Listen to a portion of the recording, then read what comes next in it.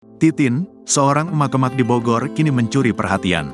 Pasalnya, Titin sempat mengalami insiden mengerikan yang nyaris mengancam keselamatan nyawanya. Sosok Titin pun kini cukup menjadi sorotan lantaran tak menderita luka serius usai perutnya ditusuk T, seorang remaja mabuk yang masuk ke dalam rumahnya. Insiden penusukan yang dialami Titin terjadi saat kumandang azan subuh terdengar di rumahnya.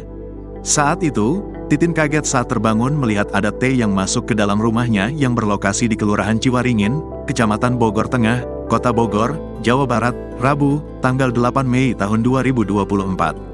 Saya kaget karena dia sudah ada di dalam, mukanya dia tutupin pakai baju. Saya ngomong, hei, mau ngapain? Ujar Titin. Pelaku T langsung membabi buta menusuk perut Titin menggunakan senjata tajam.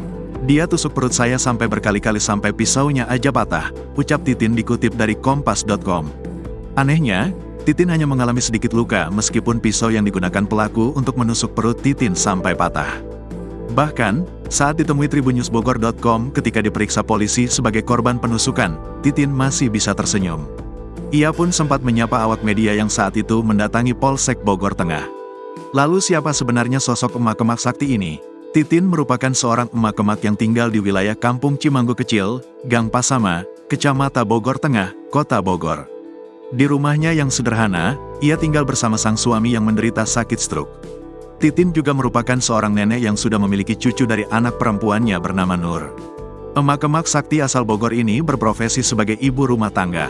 Wanita berusia 55 tahun ini bersyukur tusukan pisau yang dihunuskan remaja mabuk ke perutnya itu tak sampai membuat tubuhnya terkapar. T, remaja mabuk pelaku penusukan emak-emak di Bogor langsung ketakutan. Bahkan, ia langsung kalang kabut usai melihat pisau yang ditusukkan ke perut korban sampai patah. Meski berdarah, namun Titin tak mengalami luka serius. Bahkan, lukanya hanya diperban tanpa dijahit. Titin saat itu sempat berteriak minta tolong setelah pelaku kabur. Pelaku yang saat itu ketakutan rupanya bersembunyi di musala dekat rumah Titin. Bahkan, remaja mabuk ini sempat menjadi sasaran amukan warga hingga diserahkan kepada aparat polisi. Kanit Reskrim Polsek Bogor Tengah, Ibda Budi Setiawan mengatakan, pelaku T saat ini masih dilakukan pemeriksaan dan ditahan selama 7 hari ke depan.